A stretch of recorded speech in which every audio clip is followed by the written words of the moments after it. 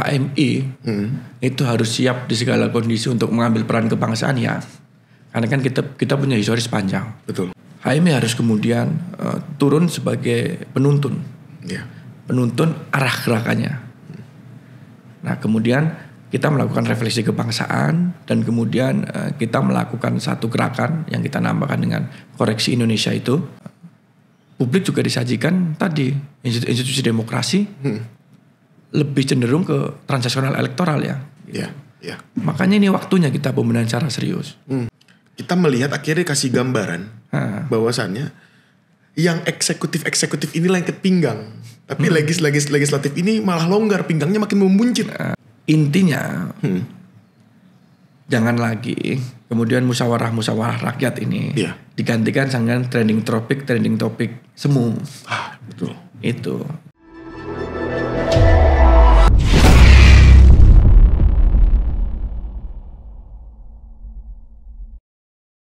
Assalamualaikum warahmatullahi wabarakatuh. Selamat siang, pagi, dan juga malam untuk teman-teman Gersos Friends semuanya yang ada di rumah. Hari ini kita kembali lagi di podcast Gersospol.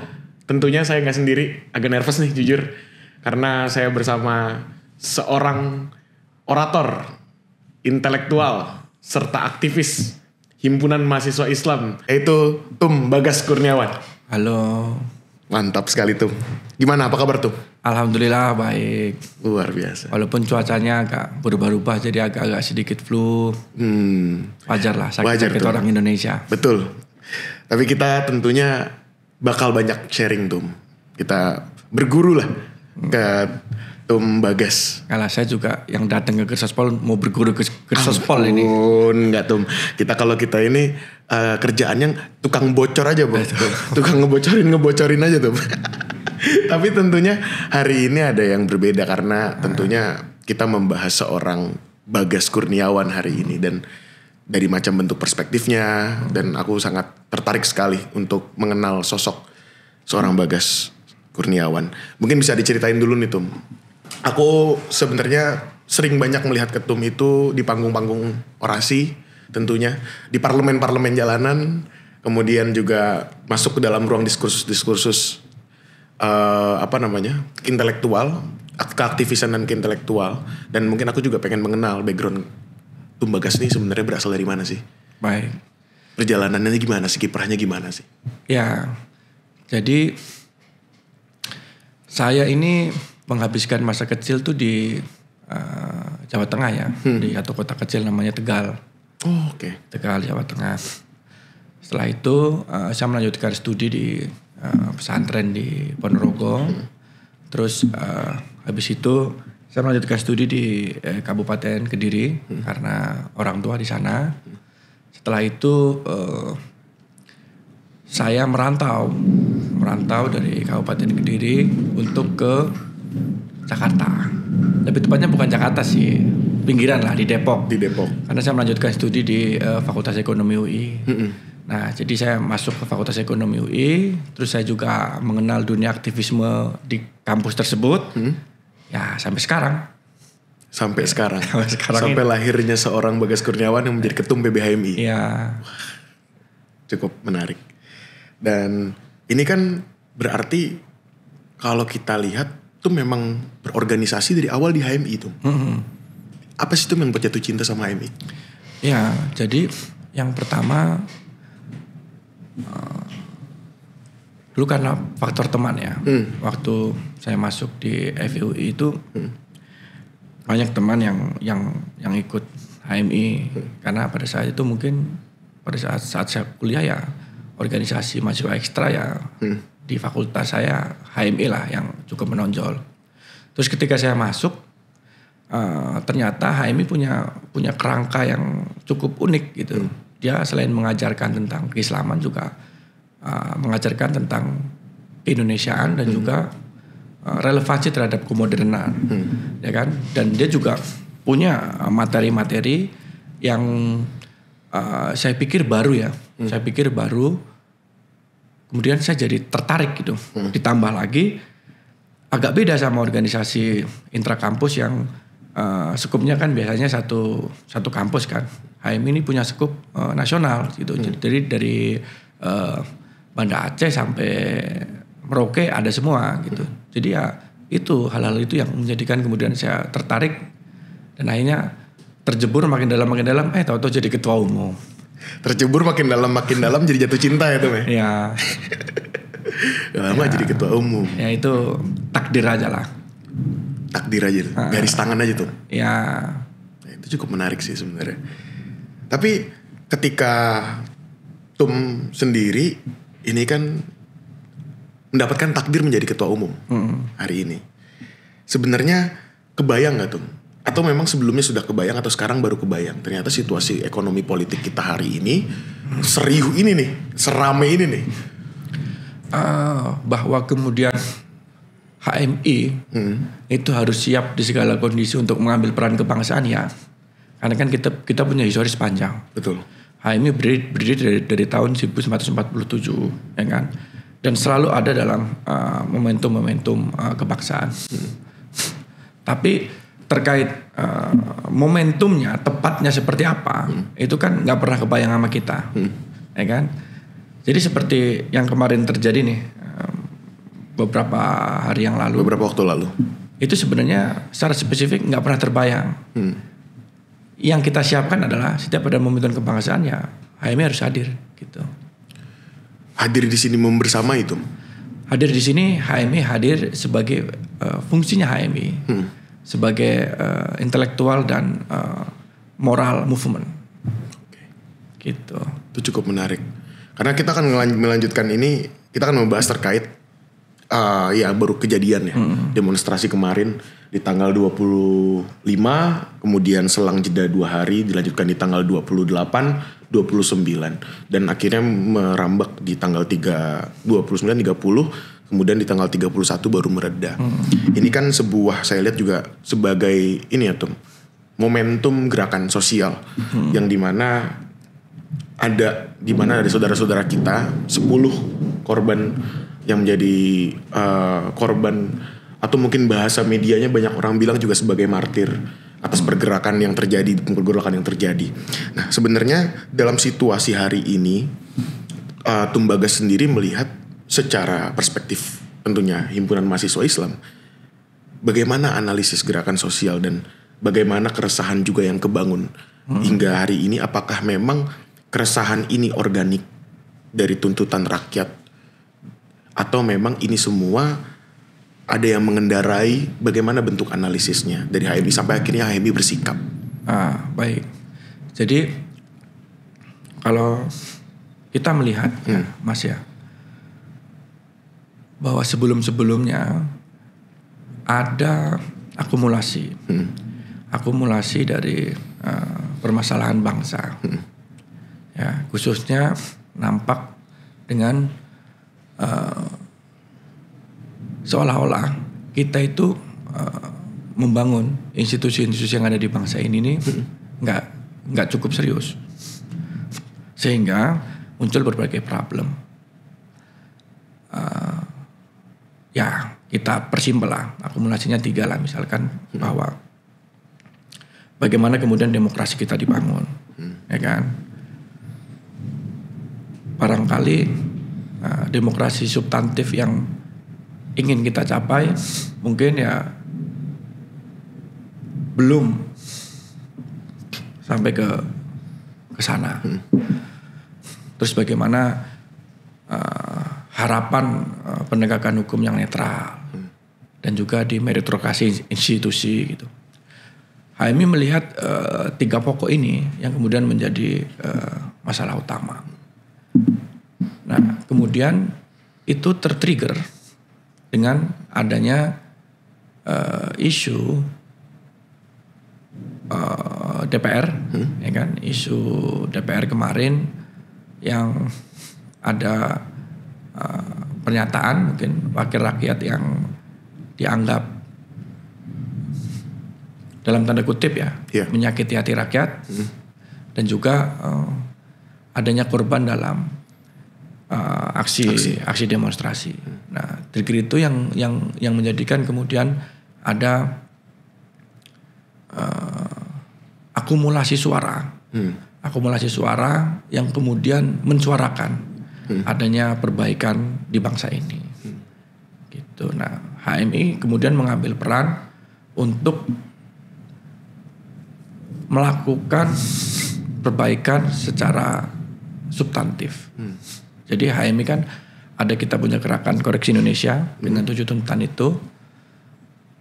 Dengan pokok utama adalah kita melakukan reformasi politik dan juga pembenahan institusi secara serius. Ini Gitu. Ini cukup menarik karena jarang sekali ketika kita merespon sebuah masalah. Terbiasanya dalam anak-anak gerakan itu merespon sebuah masalah itu tidak fundamental, tapi adalah respon aksi cepat. Iya. Dan aku melihat di sini juga ada keseriusan sebenarnya dari kita semua, dan kesadaran ini mungkin udah dibangun. Aku melihat ada 17 plus 8 tuntutan, tapi HMI kali ini membawakan 7 tuntutan. Tergabung dalam Sabta Tura ya tuh. Sabta Suara ya. Maaf kalau koreksi aku salah nih tadi. Sabta Suara. Dan ini perumusannya itu bentuknya seperti apa tuh? Dari 7 tuntutan ya terhadap wakil dewan, ditunjukkannya kemana wakil dewan kah atau pemerintah hari ini kah? Itu.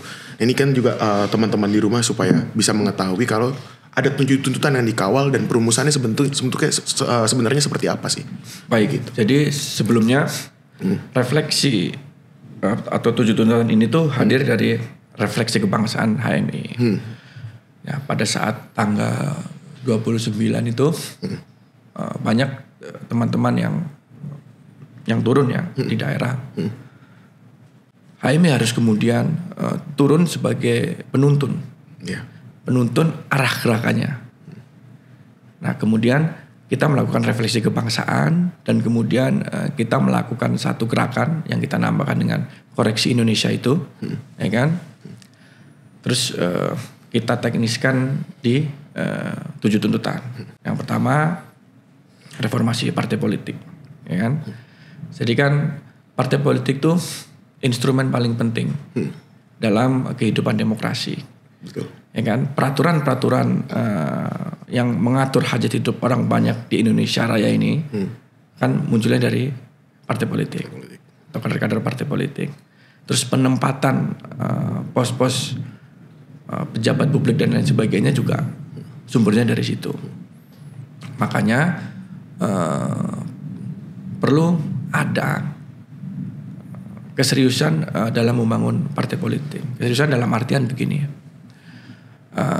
Kita melihat saat ini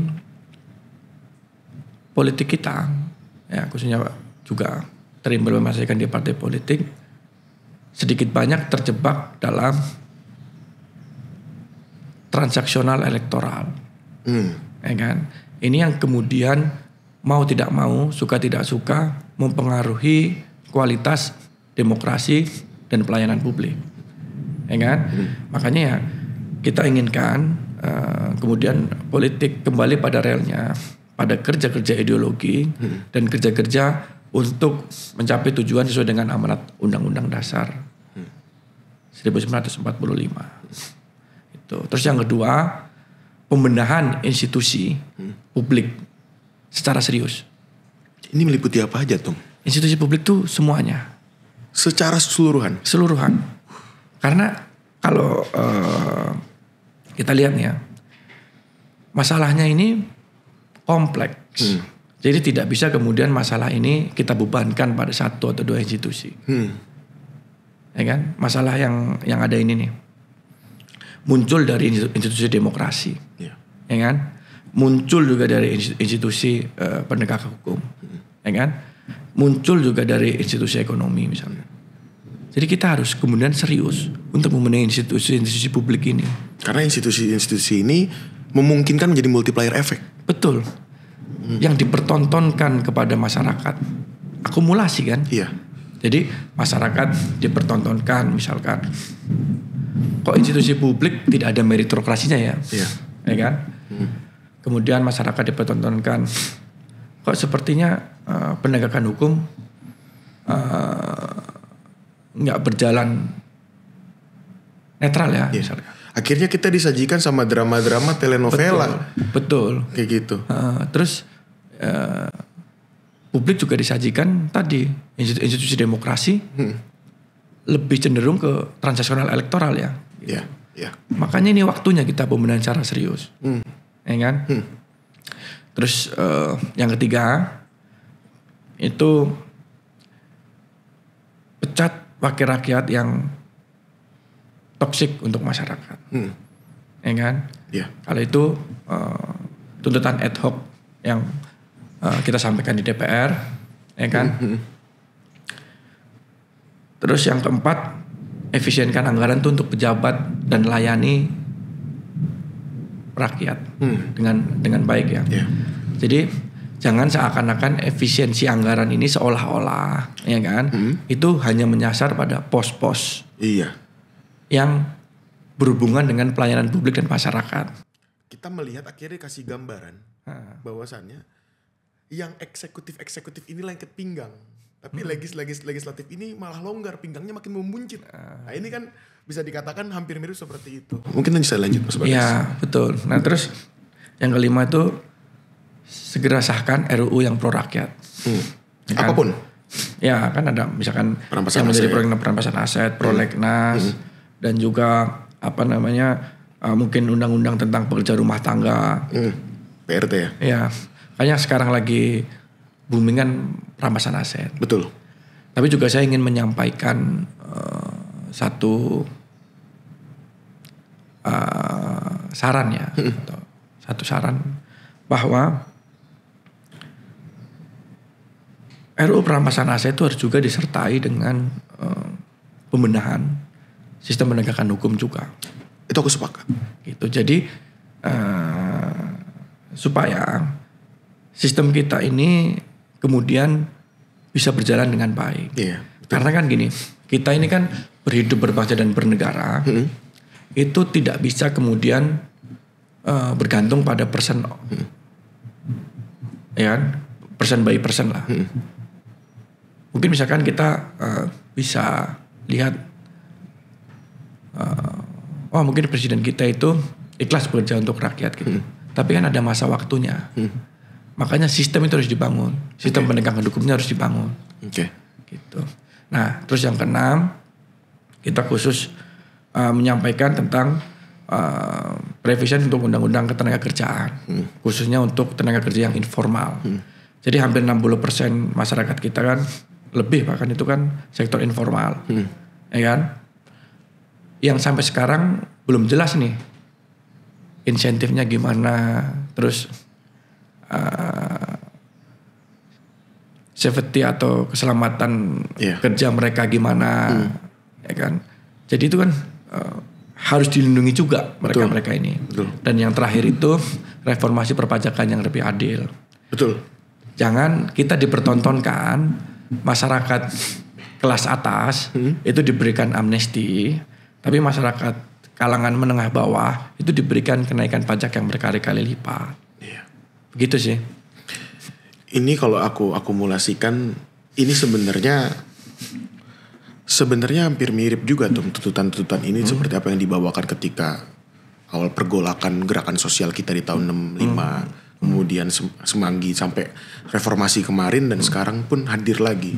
Mungkin di era modern hari ini pergerakan sosial ini tuntutan-tuntutan yang dibawakan sama teman-teman mahasiswa tidak dapat didengar mungkin karena tidak adanya pengorbanan-pengorbanan yang terjadi.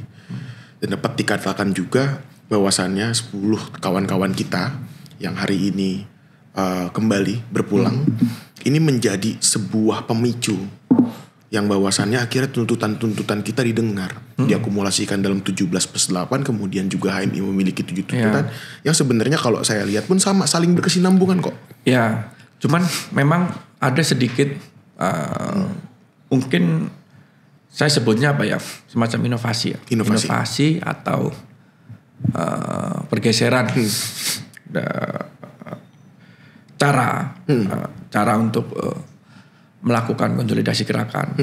Kalau dulu kan mungkin kita struktural mahasiswa ya. Iya. Struktural mahasiswa dan lain sebagainya, konsolidasi kampus. Kalau sekarang ini kan lebih terlihat gerakan-gerakan di media sosial. Betul. Bahkan yang 17+8 itu kan muncul juga dari gerakan-gerakan media sosial. Itu menunjukkan memang media sosial tuh dewasa ini itu punya peran yang cukup signifikan untuk membuat persepsi publik. Ya. Betul. Hegemoni sosial media yang diprediksikan sama Noam Chomsky itu memang akhirnya benar-benar terjadi. Betul. Kalau saya lihat. Walaupun ya ada plusnya dan ada negatifnya. Betul, ada plus ada minusnya. Iya kan? Betul. Jadi, sama seperti ini tuh. Noam Chomsky kan juga mengandaikan bahwasannya ketika apa yang kamu lihat, walaupun itu tidak bisa dicandra. Contoh seperti model berpakaian seperti itu dalam peragaan busana, kita ingin seperti itu. Nah mungkin hari ini juga sama. Ya. Ketika melihat orang tergerak, kita ingin seperti itu. Ini kan belum tentu pandangan itu sebenarnya baik atau buruk. Iya. Jadi akhirnya seperti itu. Intinya jangan lagi kemudian musyawarah rakyat ini digantikan dengan trending topic semu. Betul. Itu jangan itu.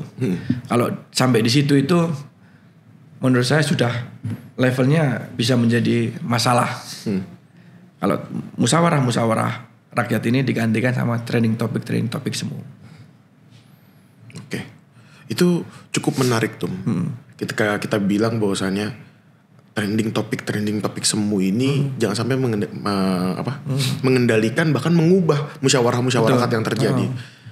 Apakah ini menandakan bahwasannya memang kita harus tetap saling berdiskusi, berkumpul, berserikat, kemudian untuk merumuskan segala sesuatu hal, baik itu secara gerakan ataupun secara pembangunan persepsi terhadap publik, atau memang cukup hari ini sama seperti apa yang dilakukan sama teman-teman yang menjadi korban, viral dulu, no viral no justice, atau memang semua harus dirumuskan dulu caranya. Gini, poin intinya media sosial ketika dia muncul organik dari keresahan masyarakat, itu akan menjadi produk yang baik juga. Karena inputnya baik. Tapi kalau dia munculnya tidak organik, munculnya mungkin oleh bot, munculnya mungkin oleh buzzer, ya kan? Itu menjadi trending topic semu yang justru kontraproduktif dengan aspirasi masyarakat. Agak resah gak tuh sebenarnya tuh sama buzzer hari ini, atau memang sekarang malah reproduksinya AI loh sekarang? Iya, ya pasti resah lah, ya kan?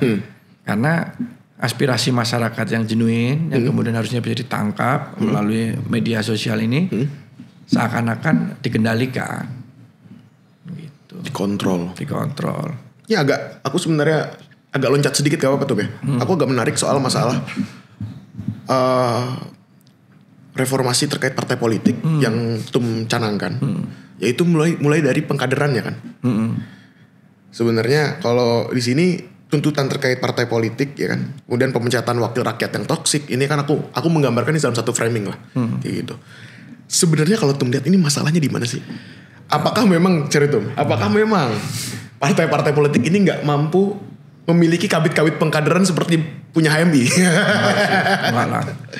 Karena kan banyak juga senior-senior kita yang di partai politik yang saya pikir lebih canggih ya. Iya. Tapi untuk tahu masalahnya di mana, menurut saya ini saatnya kita ngobrol gitu. Ada masalah apa sih dalam sistem demokrasi kita gitu. Nah, jangan-jangan sistem yang sangat bebas pada saat ini, demokrasi kita yang sangat bebas, yang sangat terbuka dan lain sebagainya, mungkin saja itu menjadi beban. Jadi kapitalisasi demokrasi ini mungkin nggak bisa dikontrol juga sama partai politik, ya kan? Sehingga mau nggak mau jalannya harus menggunakan transaksional elektoral. Nah, makanya apa yang menjadi problem mendasar itu kan yang kemudian disitulah perlunya kanal penyelenggara negara, ya kan, atau partai-partai politik ini berdiskusi juga dengan masyarakat, ya kan, baik secara langsung maupun masyarakat dalam bentuk wadah kayak HMI dan lain sebagainya, bahwa ada masalah bangsa apa sih yang kira-kira menjadi fundamental ini gitu. Ayo duduk bareng dong. Itu yang diinginkan sama HMI. Betul. Ayo duduk bareng. Ayo duduk bareng. Kalau semisal kita sudah sepakati, problemnya di sini. Ayo kita cari obat sama-sama. Iya. Antara negara dan masyarakat. Soalnya itulah yang menjadikan Indonesia bisa kuat ke depan tuh, saya pikir. Tapi nggak takut tuh sama elit-elit ini kan, statement tuh keras sekali loh soal masalah toksik ini. Ya mau nggak mau kan HMI kan bagian dari rakyat. Jadi kita harus menyampaikan aspirasi rakyat. Betul. Dan sebagai pemimpin harusnya senang ketika ada organisasi atau ada orang yang menyampaikan aspirasi rakyat dengan jujur. Oh iya. Gitu. Itu langka loh. Maksudnya langka dalam artian dia sangat sedikit sekali kita bisa jujur untuk menyampaikan aspirasi kita. Kadang selalu akan dibalut dengan kepentingan-kepentingan yang ada akhirnya. Kita lanjut Tom. Soal masalah 7 tuntutan dari HMI ini.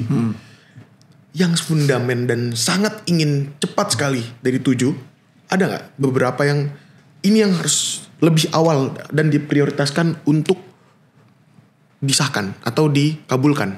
Ya, sebenarnya pada dasarnya tuh HMI itu konsepnya ketika membuat langkah ini ya atau draft koalisi Indonesia itu kita pingin ada solusi fundamental untuk permasalahan bangsa.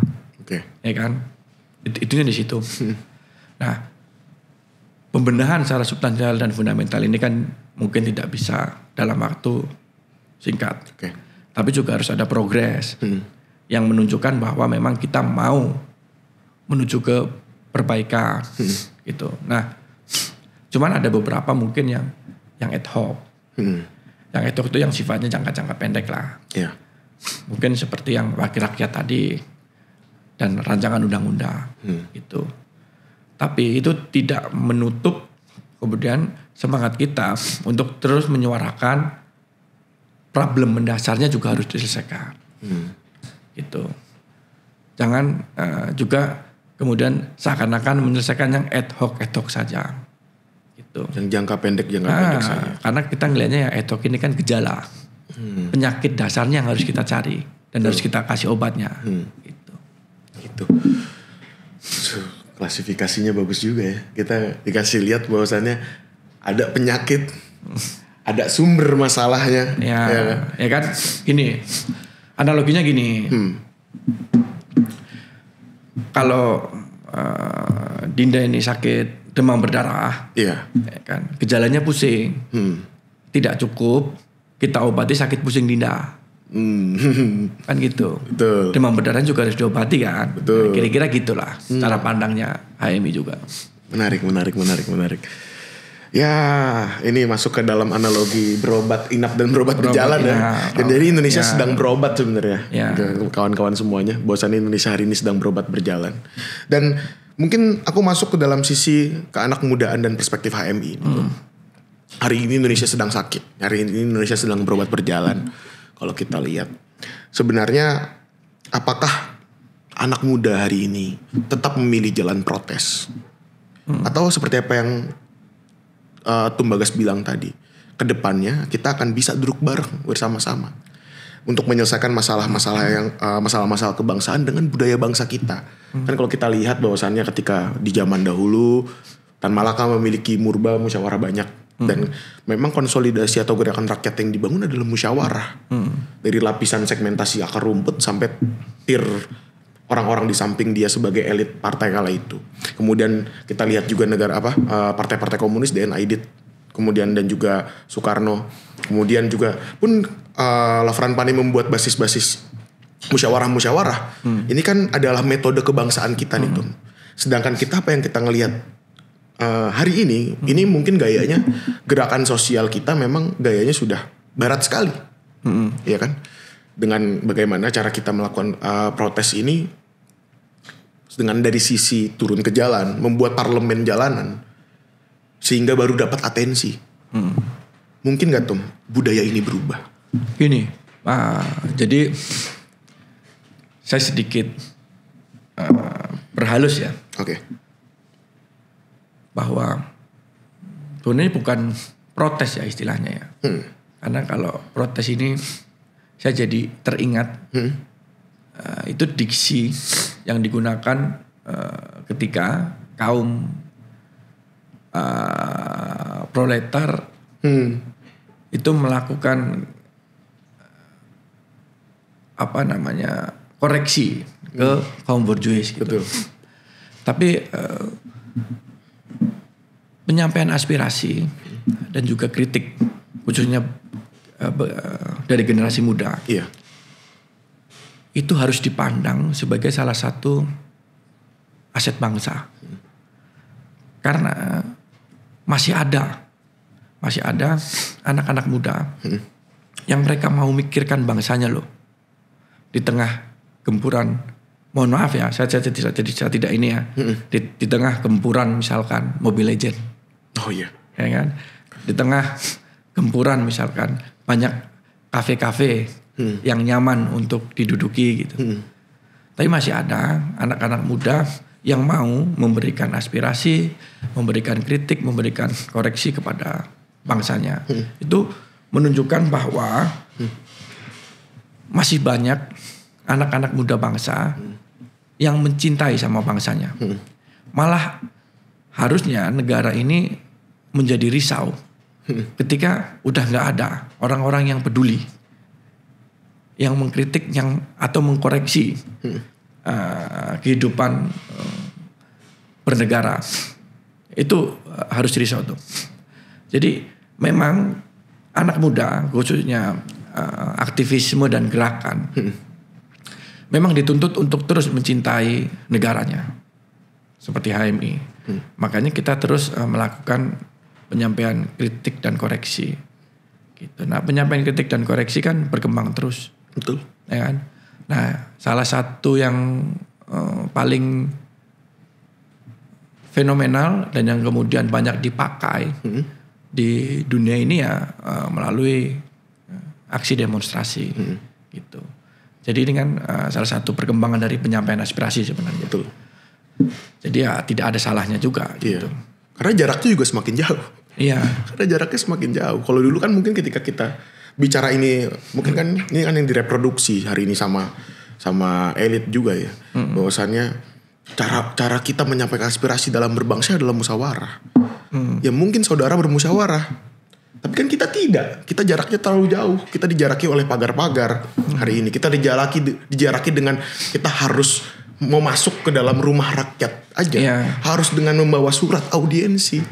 Dengan menitipkan KTP kita. Ini kan prosedur-prosedur yang akhirnya memang sejujurnya menjaraki antara rakyat yang memang punya keluh kesah. Rakyat-rakyat bahkan anak-anak muda yang punya keluh kesah terhadap dewan-dewan mereka, perwakilan-perwakilan mereka. Ya kan kayak demonstrasi dan lain sebagainya kan bagian dari musyawarah rakyat juga. Betul. Gitu. Jadi musyawarah rakyat kan banyak tipenya. Betul. Nah, salah satunya demonstrasi itu. Betul. Dan aku pengen nanya langsung konkret aja nih Tum. Ada gak Tum bentuk atau partisipasi dalam proses gerakan sosial kita ke depan? Proses atau gerakan sosial kita ke depannya dalam bentuk partisipasi selain demonstrasi yang bisa dan mungkin untuk kita lakukan? Ya banyak. Gitu kan. Apa Tum contoh konkretnya? Jadi misalkan bagaimana kita sebagai civil society ikut aktif dalam pembuatan peraturan publik. Kan? Mau itu perda atau itu perda sampai ke undang-undang. Itu kan bentuk peran aktif juga kan. Atau melakukan campaign ya kan? Campaign untuk pencerdasan masyarakat terhadap isu-isu sosial kan bisa juga. Banyaklah variannya gitu. Banyak variabelnya. Dan mungkin ke depan di era yang semakin digital, semakin semakin inovatif, poros gerakan ketika masuk ke dalam segmentasi gerakan sosial itu melalui digital tuh. Apakah bisa memungkinkan sama relevannya dengan gerakan-gerakan yang ada di jalanan? Bisa. Asalkan ruang digitalnya juga sehat. Benar-benar ruang digital itu menjadi wadah yang organik, mengcapture atau melihat keresahan-keresahan masyarakat. Ya kan?